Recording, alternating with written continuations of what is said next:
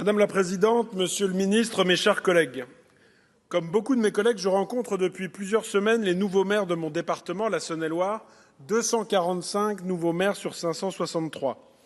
Ils évoquent leur installation, les 100 premiers jours de leur mandat et surtout leur sentiment d'asphyxie face à l'inflation normative de notre fonctionnement administratif. Mon arrivée à la mairie, c'est comme la plongée d'un panier de frites dans un bain d'huile, m'a résumé l'un d'entre eux pour décrire combien il s'était senti saisi par l'ébullition immédiate entre tous les sujets urgents à traiter, la multitude de réunions à honorer et toutes les contraintes administratives à respecter. Réjouissons-nous que cette nouvelle génération d'élus issus du dernier renouvellement municipal soit arrivée avec un enthousiasme, une énergie collective au service de l'intérêt général que nous devons préserver à tout prix. Ils ont souhaité s'engager pour préserver l'autonomie de leur commune et mettre leur dynamisme, leurs compétences et leurs connaissances fines du terrain, souvent venues du milieu associatif, au service de leurs concitoyens.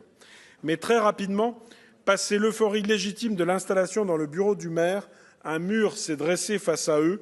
Ce mur, c'est le mur de la complexité, de la norme et du millefeuille administratif. À force de vouloir tout encadrer, nous avons parfois rendu l'action publique locale plus lente, plus coûteuse et moins efficace. C'est ce que nous avons documenté avec mes collègues Anne-Catherine Loisier, Cédric Chevalier et Patricia Schillinger dans le rapport sénatorial que nous avons consacré au surcoût de la construction publique.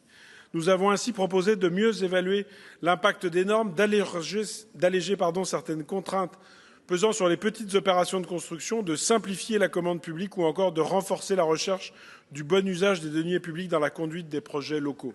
Nous espérons que cette discussion parlementaire permettra de faire avancer plusieurs de ces sujets. Car oui, il faut redonner des marges de manœuvre aux collectivités, leur faire davantage confiance et leur permettre de consacrer leur énergie à leurs projets plutôt qu'à la gestion des contraintes administratives toujours plus nombreuses. Et puisqu'il me faut déjà conclure, j'aimerais attirer votre attention sur certains garde-fous que nous devons poser. Gardons-nous bien, Monsieur le Ministre, tout d'abord de la simplification, éradication, idée qui anime souvent de beaux esprits technocratiques pour qui la disparition des communes au profit des intercommunalités par une subtile et cynique dévitalisation des compétences simplifierait tout. Les maires que je rencontre sont heureux de se retrouver avec leurs collègues dans l'enceinte intercommunale et ils voient bien les bienfaits de la mutualisation. Mais ils veulent pouvoir utiliser cette mutualisation au service de leur commune et ils veulent continuer à pouvoir agir.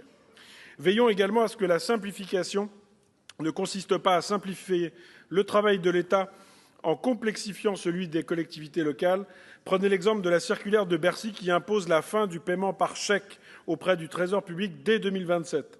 Les usagers privés de l'usage de leur chéquier vont pouvoir continuer à payer en numéraire auprès des régisseurs des communes qui vont devoir aller déposer ces fonds auprès des trésoreries ou d'agences qui se sont éloignées, complexifiant beaucoup leurs tâches. Vouloir simplifier les normes, c'est bien. Simplifier la vie, c'est encore mieux. Je vous remercie. Je vous remercie. La parole...